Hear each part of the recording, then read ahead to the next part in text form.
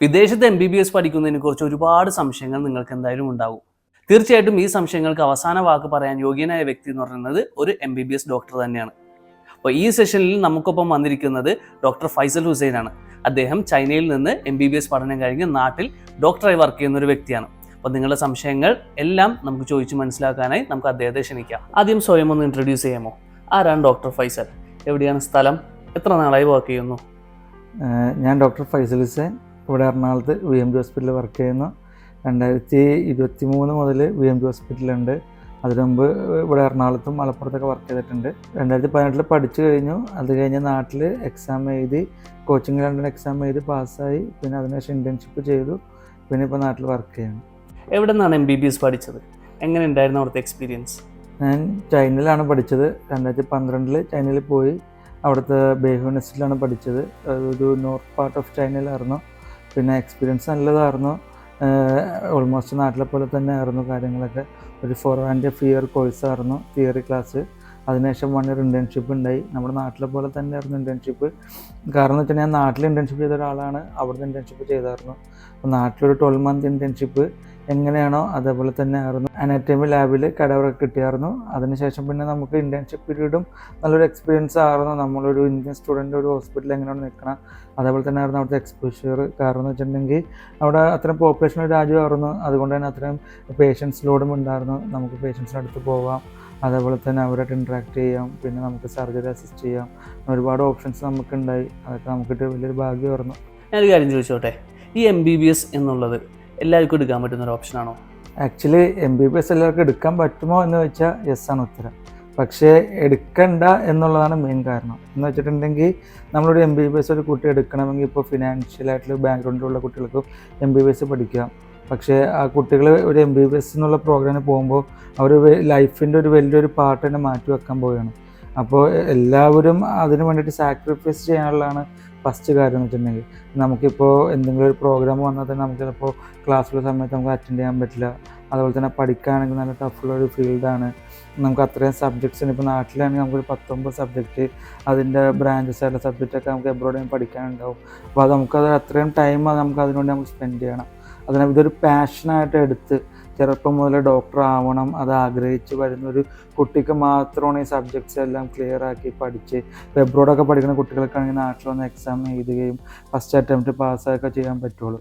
അതല്ല ഇപ്പോൾ പേരൻ്റെ കൂടെ ജസ്റ്റ് ഡോക്ടർ എന്നുള്ളത് വെച്ചിട്ട് നാട്ടിൽ ജസ്റ്റ് നമുക്ക് റിലേറ്റീവ്സിന് മുമ്പിലൊക്കെ നിൽക്കാൻ വേണ്ടി മാത്രമാണെങ്കിൽ എടുക്കണ്ട എന്നുള്ളതാണ് ബെസ്റ്റ് ഓപ്ഷൻ. എന്താ കാര്യം എന്ന് വെച്ചാൽ നമുക്കിപ്പോൾ ഒരു ഡിഗ്രി എടുക്കാനാണ്, അല്ലെങ്കിൽ നമുക്ക് എന്തെങ്കിലും ഒരു ഡിഗ്രി എടുത്ത് ഒരു ജോലി മാത്രം കിട്ടാനാണെങ്കിൽ നമുക്ക് നാട്ടിൽ ഒരുപാട് ഓപ്ഷൻസ് ഉണ്ട്, ഒരുപാട് ജോലി കിട്ടുന്ന ഒരുപാട് കാര്യങ്ങളൊക്കെ ഉണ്ട്. പക്ഷേ ഇതാകുമ്പോൾ നമ്മൾ ഫുൾ ടൈം ഒരു ഡോക്ടർ എന്നുള്ള രീതിയിൽ വർക്ക് ചെയ്യാൻ വേണ്ടി പേഷ്യൻസായിട്ടാണ് നമ്മൾ ഇൻട്രാക്ട് ചെയ്യാൻ പോകുന്നത്. അപ്പോൾ അവരോട് നമുക്ക് കുറച്ച് ഉത്തരവാദിത്തങ്ങളുണ്ട്. അതേപോലെ നമ്മൾ ഈ ഡോക്ടർ ആകുമ്പോൾ നമുക്ക് അതിന് വേണ്ടി ടൈം സ്പെൻഡ് ചെയ്യേണ്ടി വരും. അതുപോലെ തന്നെ നമുക്ക് ക്ലാസ്സസ് ആണെങ്കിൽ അത്രയും ഇമ്പോർട്ടൻ്റ് ആയ ക്ലാസ്സുകളായിരിക്കും എല്ലാം. അപ്പോൾ ഒന്നും മിസ് ചെയ്യാണ്ട് നമ്മൾ മാക്സിമം പഠിക്കാൻ വേണ്ടി തന്നെ ഈ ഫീൽഡ് എടുത്തിട്ട് MBBS ചൂസ് ചെയ്യും. ഓക്കെ, അപ്പോൾ MBBS എന്ന് പറയുന്നത് ഒരു ചെറിയ കാര്യമല്ല, ഒരു ഡെഡിക്കേഷൻ, അതിനൊരു സമയവും എഫേർട്ടൊക്കെ അതിന് കൊടുക്കണം. ഡോക്ടർ ഫൈസലിന് എങ്ങനെയായിരുന്നു ചെറുപ്പത്തിൽ തൊട്ട് ആഗ്രഹമായിരുന്നു? എങ്ങനെയായിരുന്നു MBBS പേഴ്സ്യൂ ചെയ്യാനുള്ള ഒരു മോട്ടിവേഷൻ എന്തായിരുന്നു? ആക്ച്വലി നമ്മൾ വെച്ചിട്ടുണ്ടെങ്കിൽ ഫിനാൻഷ്യലി ഭയങ്കര ലോയൊക്കെ ആയിരുന്നു ഒരു ടൈമിൽ. അപ്പോൾ നമുക്ക് എന്നാലും ഡോക്ടർ ആവണം, ഒരു പേഷ്യൻസായിട്ട് നമുക്കിങ്ങനെ ഇൻട്രാക്ട് ചെയ്യണം, അവർക്ക് ഒരു ഹെൽപ്ഫുൾ ആവണം, ഇതൊക്കെ ഡ്രീം ചെയ്തിട്ടാണ് ഇത് പഠിച്ച് ഇങ്ങോട്ട് രീതിയിൽ വന്നത്. അതുകൊണ്ട് അത്ര തന്നെ ടൈം സ്പെൻഡ് ചെയ്തിട്ടുണ്ട്. അതുകൊണ്ട് നമുക്ക് ഇപ്പോൾ ഒരു വീട്ടിൽ തന്നെ ഓരോ ഫങ്ഷൻസും കാര്യങ്ങളൊക്കെ ഒരുപാട് കാര്യം നമ്മൾ മിസ് ചെയ്തിട്ടുണ്ട്. പിന്നെ അത് ഈ ഡോക്ടർ എന്ന് വന്നു, ആ ഡോക്ടർ എന്നുള്ള പാഷൻ നമ്മൾ ഒപ്പം തന്നെ കൊണ്ടുപോയി നടന്നു. അതുകൊണ്ട് അത്രയും ഹാർഡ് എഫേർട്ട് എടുത്തു. അതുകൊണ്ട് മാത്രമാണ് എക്സാം ക്ലിയർ ആക്കാനും നാട്ടിൽ വർക്ക് ചെയ്യാനും അതുപോലെ തന്നെ അത് കണ്ടിന്യൂ ചെയ്ത് പോകാൻ തന്നെ പറ്റുന്നു. ഇപ്പോൾ റീസെൻ്റ് ആയിട്ട് FMG എക്സാമിൻ്റെ പാസിംഗ് പെർസെൻറ്റേജ് വളരെ കുറവാണ്. അതിന് കാരണം എന്താണ്? ഇപ്പോൾ പണ്ടെന്ന് പറയുമ്പോൾ ഒരു 5,000-8,000 സ്റ്റുഡൻസൊക്കെയാണ് എബ്രോഡ് പോയിക്കൊണ്ടിരുന്നത്. ഇപ്പോൾ ഇന്ത്യയിൽ നിന്നാകുമ്പോൾ ഇപ്പോൾ അതിലും ഡബിൾ സ്റ്റുഡൻസാണ് ഇപ്പോൾ എബ്രോഡ് പോകുന്നത്. അതുമാത്രമല്ല, കേരളത്തിൽ നിന്ന് മാത്രമല്ല, നോർത്ത് ഇന്ത്യൻസിൻ്റെ വില്ലേജ് ഏരിയാസിൽ നിന്നും പിന്നെ അല്ലാണ്ടുള്ള സ്ഥലങ്ങളിൽ നിന്നൊക്കെ ഒരുപാട് സ്റ്റുഡൻസ് പോകുന്നുണ്ട്. പോകുന്ന സ്റ്റുഡൻസിനൊക്കെ മിക്കവർക്കും 50%, 60% മാർക്കുള്ള കുട്ടികളാണ് എബ്രോഡ് പഠിക്കാൻ വേണ്ടി ചൂസ് ചെയ്യുന്നത്. അപ്പോൾ അവരത് കറക്റ്റായിട്ട് ആ ഒരു പാഷനോട് കൂടി പഠിച്ച് അത് മുന്നോട്ട് കൊണ്ടുപോകാണ്ട് ചിലപ്പോൾ ക്ലാസ്സിൽ പോകാണ്ടിരിക്കുന്നുണ്ടാവും, ചിലപ്പോൾ ചില സ്ഥലങ്ങളിൽ ഓൺലൈൻ ക്ലാസ് കാണുന്നുണ്ട്. ഇപ്പോൾ റീസെൻ്റിലൊക്കെ ഇപ്പോൾ ഒരുപാട് യൂണിവേഴ്സിറ്റികൾ, ഇപ്പോൾ എബ്രോഡ് യൂണിവേഴ്സിറ്റി ഒരു ബാച്ചിലോട്ട് 200-300 പിള്ളേർക്ക് എടുക്കുന്ന ബാച്ചുകളുണ്ട്. അപ്പോൾ കുട്ടികൾക്ക് എന്താണ് അതിനനുസരിച്ചുള്ള എക്സ്പോഷർ കിട്ടുന്നില്ല. അപ്പോൾ അങ്ങനെ എക്സ്പോഷർ കിട്ടാണ്ട് വരുമ്പോൾ കുട്ടികൾക്ക് എന്ത് ചെയ്യും, അത് അവരുടെ പഠിത്തത്തെ ബാധിക്കും, അപ്പോൾ അത് അവരുടെ എക്സാമിനെ ബാധിക്കും. അപ്പോൾ അതൊക്കെയാണ് FMG എക്സാമിൻ്റെ പാസിംഗ് പെർസെൻറ്റേജ് കുറയ്ക്കാനുള്ള കാരണം. പക്ഷേ അതേസമയം കേരളത്തിലെ സ്റ്റുഡൻസൊക്കെ അബ്രോഡ് പഠിക്കുന്നവർക്ക് മിക്ക ആളും ക്ലിയർ ആക്കുന്നുണ്ട്, നാട്ടിൽ വർക്ക് ചെയ്യുന്നുണ്ട്. പക്ഷേ കമ്പാരിറ്റീവ് ഓൾ ഇന്ത്യ നോക്കുമ്പോഴാണ് ആ പാസിംഗ് പെർസെൻറ്റേജ് എപ്പോഴും കുറവായിട്ട് കാണുന്നത്. ഓക്കെ. അപ്പോൾ ഈ FMG പാസ്സാകാത്ത കുട്ടികളുടെ സിറ്റുവേഷൻ എന്താണ്? അവരെന്താ ചെയ്യുക? അല്ലേ, ഇപ്പോൾ ഒരു കുട്ടി ഇപ്പോൾ ഫസ്റ്റ് അറ്റംപ്റ്റ് പാസ്സായില്ല, ചിലപ്പോൾ സെക്കൻഡ് അറ്റംപ്റ്റിൽ പാസ്സായില്ലെങ്കിലും മാക്സിമം തേർഡ് അറ്റംപ്റ്റിലൊക്കെ പാസ്സാവുന്നുണ്ട്. അത് കൺസിസ്റ്റൻ്റ് ആയിട്ട് അത് പഠിക്കുക, അതിൻ്റെ ഹോപ്പ് വിടാണ്ടിരിക്കുക, കൃത്യമായിട്ട് അതിനെ തന്നെ ആ ഫോളോ അപ്പിൽ തന്നെ നമ്മൾ പറയുന്ന നോട്ട്സൊക്കെ ഇപ്പോൾ നമ്മുടെ സ്റ്റുഡൻസൊക്കെ ആണെങ്കിൽ മിക്കതും ഫസ്റ്റ് അറ്റംപ്റ്റ് പാസ്സാവുന്നുണ്ട്. കാരണം എന്ന് വെച്ചിട്ടുണ്ടെങ്കിൽ നമ്മൾ കൊടുക്കുന്ന നോട്ട്സ്, നമ്മൾ അവരെ ഗൈഡ് ചെയ്യുന്ന രീതി, അങ്ങനെ ഒരുപാട് കാര്യങ്ങൾ നമുക്ക് ചെയ്ത് കൊടുക്കുന്നുണ്ട്. അപ്പോൾ എല്ലാം ഒരേ രീതിയിൽ കാണുക, അത് പഠിക്കാനുള്ള കാര്യങ്ങളൊക്കെ ഓരോ ടോപ്പിക് വൈസായിട്ട് പഠിക്കുക, സബ്ജക്ട്സൊക്കെ മാക്സിമം കവർ ചെയ്യുക, ടൈം മാക്സിമം യൂട്ടിലൈസ് ചെയ്യുക. അപ്പോൾ അങ്ങനെ ആ രീതിയിൽ പോകുമ്പോൾ പാസിംഗ് പെർസെൻറ്റേജ് പാസ് ചെയ്യാനുള്ള ഒരു ഇതും അതിന് പാസിംഗ് പെർസെൻറ്റേജ് കുറച്ചുകൂടി എളുപ്പമായി. പിന്നെയെന്ന് വെച്ചിട്ടുണ്ടെങ്കിൽ ഒരു 3 കൊല്ലം മുമ്പ് ഡയറക്റ്റ് ക്വസ്റ്റ്യൻസൊക്കെ വരെ നേരത്തെ ചോദിച്ചുകൊണ്ടിരുന്നു FMG എക്സാമിന്. പക്ഷെ ഇപ്പോൾ എന്ന് വെച്ചിട്ടുണ്ടെങ്കിൽ ക്വസ്റ്റ്യൻ പേപ്പറിൻ്റെ പാറ്റേൺ വരെ മാറ്റിയിട്ടുണ്ട്. ഇപ്പോൾ മോസ്റ്റ്ലി സബ്ജക്ട്സൊക്കെ ഇൻറ്റഗ്രേറ്റഡ് ആയിട്ട് ചോദിക്കുന്നത്. ഇപ്പോൾ ഫിസിയോളജി ആണെങ്കിലും പാത്തോളജി ആണെങ്കിലും മെഡിസിൻ ആണെങ്കിലും എല്ലാം ഇൻറ്റഗ്രേറ്റഡ് ക്വസ്റ്റ്യൻസൊക്കെയാണ്. അപ്പോൾ ക്വസ്റ്റ്യൻസൊക്കെ കൃത്യമായിട്ട് വായിക്കുകയും അത് ആൻസർ ചെയ്യണമെങ്കിൽ ആ ടോപ്പിക്സ് കൃത്യമായിട്ട് പഠിച്ചിട്ടുണ്ടാവണം, എല്ലാ ടോപ്പിക്സും കവർ ചെയ്തിട്ടുണ്ട്. അപ്പോൾ അങ്ങനെ ഒരുപാട് കാര്യങ്ങൾ നമ്മൾ ഇതിനുവേണ്ടി ശ്രദ്ധിക്കാനുണ്ട്. ഇനി വളരെ പ്രധാനപ്പെട്ടൊരു കാര്യം, ഒരുപാട് പേര് ചോദിക്കുന്ന ഒരു കാര്യമാണ്. കാരണം ഇന്ന് ഒരുപാട് കൺസൾട്ടൻസി ഉണ്ട്, ഒരുപാട് വിദേശ രാജ്യങ്ങൾ അവർക്ക് പഠിക്കാനുള്ള ഓപ്ഷൻ ഉണ്ട്. പക്ഷേ ഇതിൽ വിദേശ രാജ്യം തിരഞ്ഞെടുക്കുമ്പോൾ വളരെ സൂക്ഷിച്ചു വേണമല്ലോ. കാരണം പഠിച്ച് കഴിഞ്ഞിട്ട് ലൈസൻസ് കിട്ടാതിരിക്കുന്ന സിറ്റുവേഷൻ ഉണ്ടാകാൻ ചാൻസ് ഉണ്ടോ? ഇപ്പോൾ കുറച്ച് റൂൾസൊക്കെ മാറിയിട്ടുണ്ട്. അങ്ങനെ വെച്ച് നോക്കുകയാണെങ്കിൽ കുറച്ച് ചാൻസുകളൊക്കെ നമ്മൾ കാണുന്നുണ്ട്. കാരണം വേറെ ഒന്നുമല്ല, 2021 നവംബർ 18 FMGL 2021 എന്ന റെഗുലേഷൻ NMC കൊണ്ടുവന്നിട്ടുണ്ട്. അതിൽ നമുക്ക് ചില കാര്യങ്ങൾ കൃത്യമായിട്ട് പറയുന്നുണ്ട്. ഒന്നാമത്തെ കാര്യം എന്ന് വെച്ചിട്ടുണ്ടെങ്കിൽ 54 മാസം ഡ്യൂറേഷൻ. രണ്ടാമത്തെ കാര്യം വെച്ചിട്ടുണ്ടെങ്കിൽ ഇന്റേൺഷിപ്പ് പഠിക്കുന്ന രാജ്യത്ത് അതേ യൂണിവേഴ്സിറ്റിയിൽ കമ്പൽസറി ആക്കിയിട്ടുണ്ട്. അപ്പോൾ ചില സ്റ്റുഡൻസൊക്കെ ഇവിടുന്ന് എബ്രോഡ് അഡ്മിഷൻ എടുത്ത് പോകുമ്പോൾ അവർ നോക്കുന്നില്ല ആ യൂണിവേഴ്സിറ്റിക്ക് സ്വന്തമായിട്ട് ഹോസ്പിറ്റൽ ഉണ്ടോ എന്നുള്ളത്. കാരണം ഞാനിപ്പോൾ എക്സാമ്പിൾ പറയുമ്പോൾ ജോർജിയ ആണെങ്കിലും പിന്നെ അതുപോലെ തന്നെ ഈ പറയുന്ന കസാഖിസ്ഥാനിലെ യൂണിവേഴ്സിറ്റീസ് ആണെങ്കിലും ചിലപ്പോൾ ഈ പറയുന്ന ഉസ്ബെക്കിസ്ഥാനിലെ യൂണിവേഴ്സിറ്റി, ഉസ്ബെക്കിസ്ഥാൻ എന്ന് വെച്ചിട്ടുണ്ടെങ്കിൽ അവർക്ക് ഓൺ ഹോസ്പിറ്റൽ മാത്രമല്ല അവർ ഇൻറ്റേൺഷിപ്പ് കൊടുക്കുന്നത്. ഒരു ബാച്ചിലോട്ട് 200-300 പിള്ളേരൊക്കെ എടുക്കും. പക്ഷേ 200-300 പിള്ളേർ എടുത്തിട്ട് അവർക്ക് അത്രയും ജനസംഖ്യ ഇല്ലാത്തൊരു രാജ്യമാണ്. അപ്പോൾ അത്രയും പേഷ്യൻ്റ് ലോഡ് അവിടെ ഉണ്ടാവില്ല. അപ്പോൾ 200-300 പിള്ളേർക്ക് ഇൻറ്റേൺഷിപ്പ് കൊടുക്കും, ഒരു യൂണിവേഴ്സിറ്റി അങ്ങനെ ഇൻറ്റേൺഷിപ്പ് കൊടുക്കും. അപ്പോൾ അതൊരു മെയിൻ ഒരു ക്വസ്റ്റ്യനാണ്. അതുപോലെ തന്നെ അവർ ഇതിന് പുറമെ ക്ലിനിക്സിലൊക്കെ കൊണ്ടുപോയി സ്റ്റുഡൻസിന് ഇൻറ്റേൺഷിപ്പ് കൊടുക്കും. അതൊരിക്കലും NMC അക്സെപ്റ്റ് ചെയ്യുന്നില്ല. അപ്പോൾ അവർ ജസ്റ്റ് സർട്ടിഫിക്കറ്റ് കൊടുത്ത് സ്റ്റുഡൻസിനെ നാട്ടിലോട്ട് വിടാം എന്നുള്ളൊരു ഇതാണ് നിങ്ങളുടെ രാജ്യത്ത് നടക്കുന്നത്. അപ്പം അങ്ങനെ വരുമ്പോൾ അത് സ്റ്റുഡൻസിനെ അത് ബാധിക്കും ഭാവിയിൽ. അത് NMC എങ്ങനെ അത് കാണുന്നു, NMC അതിൻ്റെ ഡോക്യുമെൻറ്റ്സ് എന്തൊക്കെ വെരിഫൈ ചെയ്യുന്നു, ഒരുപാട് കാര്യങ്ങൾ കുട്ടികൾ മനസ്സിലാക്കാനുണ്ട്. അപ്പോൾ അഡ്മിഷൻ എടുക്കുന്ന കുട്ടികൾ ഇതൊക്കെ കൃത്യമാക്കാണ്ട് ഒന്നും മനസ്സിലാക്കാണ്ട് എബ്രോഡ് യൂണിവേഴ്സിറ്റി ചൂസ് ചെയ്താൽ ചിലപ്പോൾ ലൈസൻസ് കിട്ടാൻ ബുദ്ധിമുട്ട് വരും. പിന്നെ ഒരു ഓപ്ഷൻ ഇതാണ് ഇംഗ്ലീഷ് മീഡിയം എന്നുള്ളത്. ഇപ്പോൾ എക്സാമ്പിൾ പറയുകയാണെങ്കിൽ റഷ്യയിലാണെങ്കിൽ അവരുടെ എംബസിയുടെ വെബ്സൈറ്റിൽ തന്നെ കൃത്യമായിട്ട് പറയുന്നുണ്ട്, ആദ്യത്തെ 3 വർഷം ചിലപ്പോൾ ഇംഗ്ലീഷിൽ പഠിപ്പിക്കും, പക്ഷേ അടുത്ത 3 വർഷം ചിലപ്പോൾ എന്തായിരിക്കും റഷ്യൻ ലാംഗ്വേജിലാണ് പഠിപ്പിക്കുള്ളൂ. ഇപ്പോൾ നമ്മൾ WDMSൻ്റെ വെബ്സൈറ്റ് എടുത്തു കഴിഞ്ഞാൽ ചില യൂണിവേഴ്സിറ്റി കൃത്യമായിട്ട് നോക്കുക, സെർച്ച് ചെയ്ത് നോക്കുക. അപ്പോൾ അതിൽ റഷ്യൻ മാത്രം എഴുതിയിട്ടുണ്ടാവും. അങ്ങനെയുള്ള യൂണിവേഴ്സിറ്റി ഒക്കെ എടുത്തു കഴിഞ്ഞാൽ ഭാവിയിൽ ചിലപ്പോൾ എന്താണ് അത് ഇംഗ്ലീഷ് മീഡിയം അല്ല എന്നുള്ളൊരു ഡോക്യുമെൻ്റൊക്കെ ആണ് വരുന്നതെങ്കിൽ ചിലപ്പോൾ NMC അക്സെപ്റ്റ് ചെയ്തെന്ന് വരില്ല. അങ്ങനെ ഒരുപാട് കാര്യങ്ങൾ കുട്ടികൾ നോക്കണം. പിന്നെ രജിസ്ട്രേഷൻ്റെ ഒരു കാര്യം പ്രധാനപ്പെട്ട ഒരു പോയിന്റ് പറയുന്നുണ്ട്. അപ്പോൾ അത് ഒരുപാട് ആൾക്കാർക്ക് ഡൗട്ടുള്ള ചോദ്യമാണ്. അതിപ്പോഴും മിക്ക ആളുകൾക്കും അത് അറിയില്ല. ഇപ്പോൾ ചില ആളുകൾ പറഞ്ഞ രജിസ്ട്രേഷൻ വേണമെന്ന് പറയുന്നുണ്ട്, ചില ആളുകൾ രജിസ്ട്രേഷൻ വേണ്ടെന്ന് പറയുന്നുണ്ട്. പിന്നെ അതിൻ്റെ ഒരു മെയിൻ കാരണം വെച്ചിട്ടുണ്ടെങ്കിൽ ഒന്നിലെ രജിസ്ട്രേഷൻ NMC ഒന്നിലെ രജിസ്ട്രേഷൻ വേണം, അല്ലെങ്കിൽ പറയുന്നത് അവിടുത്തെ കൺട്രി സ്റ്റുഡൻസിന് എന്താണ് രജിസ്ട്രേഷൻ കിട്ടാനുള്ള റൂള്. ആ റൂള് തന്നെയാണോ ഇന്ത്യൻ സ്റ്റുഡൻസിനും അവിടെ പഠിച്ചാൽ എന്നുള്ളതാണ്. ഇപ്പോൾ എക്സാമ്പിൾ പറയുകയാണെങ്കിൽ ഇപ്പോൾ ജോർജിയ ആണെങ്കിൽ ഒരു കുട്ടി ജോർജിയയിലെ സിറ്റിസൺ ആണെങ്കിൽ 6 വർഷം അഥവാ 3 വർഷത്തെ കോഴ്സ് ഇത് പഠിച്ചാലാണ് അവർക്ക് എന്ത് ചെയ്യാൻ പറ്റില്ല, അവിടെ ഇൻഡിപെൻഡൻറ്റ് ഡോക്ടറാകാൻ പറ്റുള്ളൂ. 6 വർഷത്തിൽ അവർക്ക് സർജറി അവർക്ക് നോക്കാനോ അല്ലെങ്കിൽ സർജൻ ആവാനോ ഒരു ഓപ്ഷനില്ല. അത് കഴിഞ്ഞുള്ള പോസ്റ്റ് ഗ്രാജുവേഷൻ കൊണ്ട് ഡിഗ്രി ആയാൽ മാത്രമാണ് ഇവിടെ കംപ്ലീറ്റ് ഒരു ഇൻഡിപെൻഡൻറ്റ് ഡോക്ടർ എന്നുള്ളൊരു ഡിഗ്രി വരുള്ളൂ. അപ്പോൾ ഇന്ത്യൻ സ്റ്റുഡൻസ് ആണെങ്കിൽ ജോലി ചെന്ന് കഴിഞ്ഞാൽ 6 വർഷം കഴിഞ്ഞാൽ നാട്ടിലോട്ട് ഡിഗ്രി എടുത്തിട്ട് വരും. അപ്പോൾ 6 വർഷത്തെ ഡിഗ്രി വെച്ചിട്ട് അവരെന്താണ് നമ്മുടെ നാട്ടിൽ ഡോക്ടറായിട്ട് വർക്ക് ചെയ്യാനുള്ള ഒരു ഇതുണ്ട്. അപ്പോൾ അതുകൊണ്ടാണ് NMC കൃത്യമായിട്ട് റൂൾ എടുത്ത് പറഞ്ഞിട്ടുള്ളത് at par with the citizen of that country. പിന്നെ വേറെ കാര്യം എന്ന് വെച്ചിട്ടുണ്ടെങ്കിൽ ഇപ്പോൾ ഞങ്ങളൊക്കെ TCMCക്ക് അപ്ലൈ ചെയ്യുമ്പോഴും ഈ ക്വസ്റ്റ്യൻ ചോദിക്കുന്നുണ്ട്, are you eligible to practice in that country. അപ്പോൾ നമ്മൾ യെസ് എന്ന് പറഞ്ഞാൽ മാത്രമാണ് നമുക്ക് എന്ത് ചെയ്യാൻ പറ്റുള്ളൂ, നമുക്കിവിടെ പെർമനന്റ് രജിസ്ട്രേഷൻ കിട്ടിയിട്ടുള്ളൂ. അത് നോ എന്നുള്ള ഓപ്ഷൻ കൊടുത്ത പിള്ളേർക്കൊക്കെ ഓൾറെഡി റിജക്റ്റും ആയിട്ടുണ്ട് പെർമനന്റ് രജിസ്ട്രേഷൻ. എന്നിട്ട് അവർ അത് മാറ്റി യെസ് ആക്കിയതിന് ശേഷമാണ് പെർമനന്റ് രജിസ്ട്രേഷൻ നാട്ടിൽ കൊടുത്തിട്ടുള്ളൂ.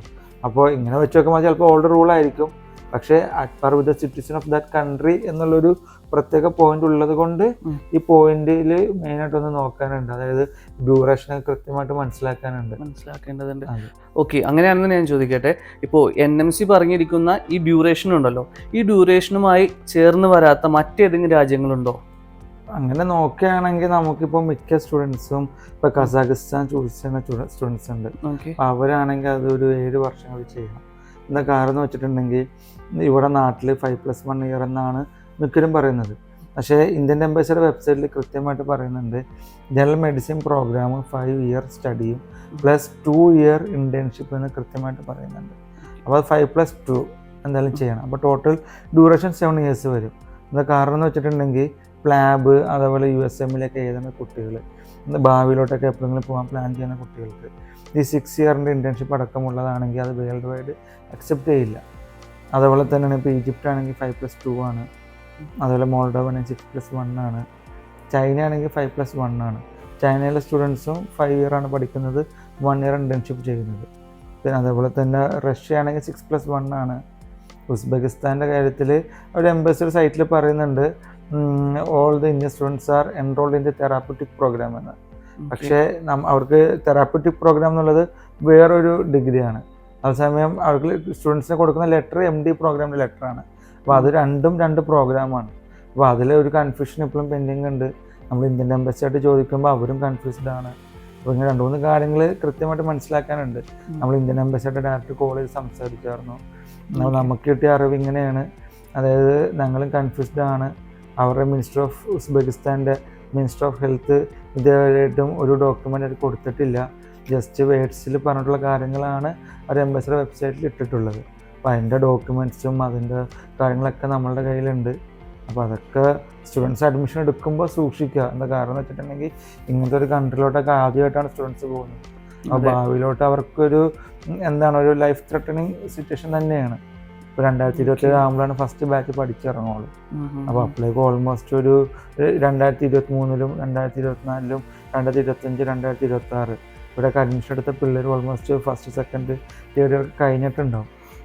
അപ്പോൾ അത് അവർക്കൊരു വലിയൊരു പ്രയാസമുള്ളൊരു അവസ്ഥ തന്നെ ആയിരിക്കും എന്തെങ്കിലും ഇഷ്യൂസൊക്കെ വന്നിട്ടുണ്ടെങ്കിൽ.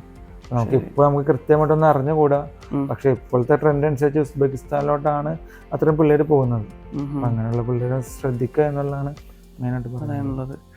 പക്ഷെ ഇപ്പോൾ നമുക്കറിയാം നാട്ടിൽ ഒരുപാട് കൺസൾട്ടൻസിയും ഇവരൊക്കെ ഈ പറഞ്ഞ രാജ്യത്തേക്കൊക്കെ അഡ്മിഷൻ എടുത്ത് കൊടുക്കുന്നുണ്ട്. അപ്പോൾ അതൊക്കെ ആക്ച്വലി ഒരു കറക്റ്റായിട്ടുള്ള വേ ആണോ സാറിന് എന്ത് തോന്നുന്നു? അല്ല, ഇപ്പോൾ നേരത്തെ എന്ന് പറയുമ്പോൾ ഇപ്പോൾ കൊറോണയ്ക്ക് മുമ്പ് ചൈന, റഷ്യ ആയിരുന്നു, യുക്രൈൻ ആയിരുന്നു മെയിൻ ട്രെൻഡ്. അത് കഴിഞ്ഞിട്ട് കൊറോണ വന്നപ്പോൾ ചൈനയിലോട്ട് സ്റ്റുഡൻസ് പോകുന്നുണ്ടായില്ല. അപ്പോൾ ഓൾമോസ്റ്റ് എല്ലാ കൺട്രീസിലും ലോക്ക്ഡൗൺ ഉണ്ടായി. അത് ആ സമയത്താണ് റഷ്യ-യുക്രൈൻ വാർ വന്നത്. യുക്രൈനിലെ സ്റ്റുഡൻസിനെ ഒരുപാട് അത് എഫക്റ്റ് ചെയ്തു. യുക്രൈനിലെ സ്റ്റുഡൻസിന് ഒരുപാട് കൺട്രീസിൽ അവരിങ്ങനെ ട്രാൻസ്ഫർ വേണ്ടി ട്രൈ ചെയ്തു, കിട്ടിയില്ല. അപ്പോൾ അങ്ങനെ വന്നപ്പോഴാണ് ലാസ്റ്റ് ഒരു ഓപ്ഷനായിട്ട് ഉസ്ബെക്കിസ്ഥാനിൽ MBBS എന്നുള്ള പ്രോഗ്രാമായിട്ട് ഒരുപാട് കുട്ടികൾ അങ്ങോട്ട് ഷിഫ്റ്റ് ചെയ്തത്. അപ്പോൾ ഈ ഷിഫ്റ്റ് ചെയ്ത സമയത്ത് പിന്നെ യുക്രൈൻ ചെയ്യാത്ത സാഹചര്യത്തിൽ യുക്രൈനിലെ ഏജൻസി ഫുള്ള് ഉസ്ബെക്കിസ്ഥാൻ പ്രൊമോട്ട് ചെയ്ത് കൊണ്ടുവന്നു.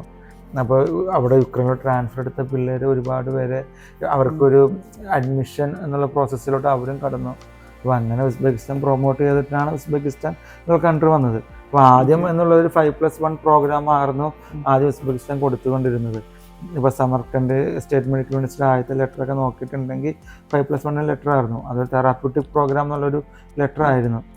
പക്ഷെ അതിനുശേഷം 2022 മുതൽ സമർക്കണ്ട് യൂണിവേഴ്സിറ്റി റെക്ടർ തന്നെ അവരുടെ ഒരു വീഡിയോയിൽ പറയുന്നുണ്ട്, we don't follow NMC criteria, we don't follow NMC syllabus എന്ന് കൃത്യമായിട്ട് പറയുന്നുണ്ട്. അപ്പോൾ ഇങ്ങനെ അവിടെ യൂണിവേഴ്സിറ്റി റെക്ടർ തന്നെ പറയുമ്പോൾ സ്റ്റുഡൻസ് എങ്ങനെ ഈ അഡ്മിഷൻ എടുക്കുന്നു എന്നുള്ളതാണ് മെയിനായിട്ടുള്ള ചോദ്യം. അപ്പോൾ സ്റ്റുഡൻസിന് യാതൊരു അറിവുമില്ല, ഏജൻസ് എന്താണ് പറയുന്നത്. ഇന്നത്തെ കാലം എന്ന് പറയുമ്പോൾ കൊറോണയ്ക്ക് ശേഷം, കൊറോണ ടൈമിൽ ഒരുപാട് ആളുകൾ റീൽസ് ചെയ്തു, അതായത് ഇൻഫ്ലുവൻസേഴ്സ് റീൽസ് ചെയ്തു, ഇൻഫ്ലുവൻസേഴ്സ് ഫോളോവേഴ്സ് കൂടി. അപ്പോൾ അവർ എന്താണോ പറയുന്നത് അതാണ് സ്റ്റുഡൻസ് കേൾക്കുന്നത്. അതായത് സ്റ്റുഡൻസിന് NMCനെ കുറിച്ച് അറിയേണ്ട ആവശ്യമില്ല, സ്റ്റുഡൻസിന് പിന്നെ അതുപോലെ തന്നെ എഡ്യൂക്കേഷൻ എന്താണെന്ന് അറിയേണ്ട ആവശ്യമില്ല, ക്വാളിറ്റി ഓഫ് എഡ്യൂക്കേഷൻ കൃത്യമായിട്ട് അറിയണ്ട, അവിടെ ഓൺലൈൻ ക്ലാസ് ആണോ ഓഫ്ലൈൻ ക്ലാസ് ആണോ എന്ന് അറിയണ്ട, ലാംഗ്വേജ് ഏതാണെന്ന് അറിയണ്ട. ഇൻഫ്ലുവൻസ് പറയാണ്, ഒരു ഇൻസ്റ്റാഗ്രാമിലൂടെ 2 പോസ്റ്റിലോട്ട് പറയാണ് നിങ്ങൾ ആ കൺട്രി തന്നെ പോകണം, ആ കൺട്രിയാണ് നിങ്ങൾക്ക് ബെസ്റ്റ് എന്ന് പറഞ്ഞാൽ സ്റ്റുഡൻസ് ചൂസ് ചെയ്യും. സത്യത്തിൽ അവരെ അറിയാതെ പോകുന്ന ഒരുപാട് കാര്യങ്ങളുണ്ട് അല്ലേ? അതെ, ഒരുപാട് കാര്യങ്ങളുണ്ട്. അതേപോലെ തന്നെ ഇപ്പോൾ സ്റ്റുഡൻസിനെ അട്രാക്ട് ചെയ്യുന്ന വേറെ കാര്യമാണ് ഉസ്ബെക്കിസ്ഥാൻ്റെ മെയിൻ കാര്യം വെച്ചാൽ ബീഫ്, നെയ്ച്ചോറ്, പൊറോട്ട കാണിച്ചിട്ട് സ്റ്റുഡൻസിനെ അട്രാക്ട് ചെയ്യാന്നുള്ളത്. പക്ഷേ ഒരു കുട്ടി MBBS പഠിക്കാൻ പോകുന്ന കുട്ടിക്ക് മെയിനായിട്ട് വേണ്ടത് ഫുഡിനെല്ലാം കൂടുതൽ അവർക്ക് ക്വാളിറ്റി ഒരു എഡ്യൂക്കേഷൻ കിട്ടുക, കറക്റ്റായിട്ടുള്ള ക്ലിനിക്കൽസ് കിട്ടുക, പ്രാക്ടിക്കൽസ് കിട്ടുക, ക്ലാസ്സസ് കിട്ടുക, ഇതൊക്കെയാണ് മെയിനായിട്ട് വേണ്ടത്. പക്ഷെ അതിന് പുറമെ നമ്മൾ ഫുഡും ബാക്കിയുള്ള കാര്യങ്ങൾ നോക്കി പോകുമ്പോൾ ക്വാളിറ്റി ഓഫ് എഡ്യൂക്കേഷനിലും അതുപോലെ തന്നെ അവരുടെ ഭാവിയിലെ ഫ്യൂച്ചറിൽ അതൊരു വലിയൊരു ക്വസ്റ്റ്യൻ മാർക്ക് തന്നെയാണ്. ഡിഗ്രി വാലിഡ് ആണോ, ലൈസൻസ് കിട്ടുമോ എന്നുള്ള കാര്യങ്ങൾ. ഓക്കെ ഡോക്ടർ ഫൈസൽ, ഇനി എനിക്ക് അവസാനമായിട്ട് ചോദിക്കാനുള്ളത്, ഇപ്പോൾ താങ്കൾ ഡോക്ടറായിട്ട് ഇത്രയും വർഷമായല്ലോ പ്രാക്ടീസ് ചെയ്യുന്നത്. അപ്പോൾ ഇനി വരുന്ന പഠിച്ചുകൊണ്ടിരിക്കുന്ന അല്ലെങ്കിൽ MBBS തിരഞ്ഞെടുക്കാൻ നിൽക്കുന്ന ഒരു വ്യക്തിക്ക്, ഒരു സ്റ്റുഡൻറ്റിന് ഒരു ഡോക്ടർ ആകുമ്പോൾ കിട്ടുന്ന ബെനിഫിറ്റ്സ് എന്തൊക്കെയാണ് എന്നുള്ളതൊന്ന് അവരോടൊന്ന് ഷെയർ ചെയ്യാമോ? ആക്ച്വലി ഡോക്ടർ ആകുമ്പോൾ നമുക്ക് മെയിനായിട്ട് കിട്ടുന്ന ഒരു റെപ്യൂട്ടേഷനാണ്. എന്നുവെച്ചാൽ നമ്മൾ നമ്മുടെ നാട്ടിലൊരു ഹൈ എഡ്യൂക്കേറ്റഡ് ജോബ് എന്നുള്ള രീതിയിൽ നമ്മൾ വർക്ക് ചെയ്യുന്നത്. അതുപോലെ തന്നെ നമ്മൾ ഒരുപാട് പേഷ്യൻസിനെ കാണുന്നു, അവിടെ നമുക്ക് കുറച്ച് ഹാപ്പിനെസ് കിട്ടുന്നു. അല്ലെങ്കിൽ നമ്മൾ അവരോട് സംസാരിക്കുമ്പോഴൊക്കെ അവരുടെ സൈഡിൽ നിന്നുള്ള ഒരു പോസിറ്റീവ് ഒരു ന്യൂസ് നമുക്ക് കൂടുതലൊരു ഹാപ്പിനെസ് എന്ന കാര്യമാണ്. പിന്നെ ഇപ്പോൾ സാലറി ബേസ്ഡ് ആണെങ്കിലും ഫിനാൻഷ്യലി നല്ല സ്റ്റേബിൾ ആകാൻ പറ്റും. ഒരു 6 digits സാലറി എങ്കിലും അവർക്ക് മിനിമം അവർക്ക് വേജസ് ആയിട്ട് കിട്ടുന്നുണ്ട്. പിന്നെ ഇപ്പോൾ എബ്രോഡ് പഠിച്ച കുട്ടികൾക്കാണെങ്കിലും നാട്ടിൽ ഗവൺമെൻറ് ഹോസ്പിറ്റൽസിലൊക്കെ ഒരുപാട് ജോലി കിട്ടുന്നുണ്ട്. അപ്പോൾ അതൊക്കെ ഏറ്റവും വലിയ കാര്യമാണ്. യെസ്, അപ്പോൾ നമ്മുടെ ടോക്ക് വിത്ത് ഡോക്ടർ സെഷൻ ഇവിടെ വൈൻഡപ്പ് ചെയ്യുകയാണ്. ഈ വീഡിയോ നിങ്ങൾക്ക് യൂസ്ഫുൾ ആയെന്ന് വിശ്വസിക്കുന്നു. ഇനിയും നിങ്ങൾ അലട്ടുന്ന മറ്റേതെങ്കിലും സംശയങ്ങളുണ്ടെങ്കിൽ തീർച്ചയായും കമൻറ്റ് ബോക്സിൽ രേഖപ്പെടുത്തുക, നമ്മൾ റെസ്പോണ്ട് ചെയ്യുന്നതായിരിക്കും. അപ്പോൾ മറ്റൊരു ഡോക്ടറുമായി വീണ്ടും ഒരു ടോക്ക് വിത്ത് ഡോക്ടർ സെഷനിൽ കാണാം. അതുവരെ ഗുഡ് ബൈ. അതോടൊപ്പം തന്നെ ചാനൽ സബ്സ്ക്രൈബ് ചെയ്യാൻ മറക്കണ്ട.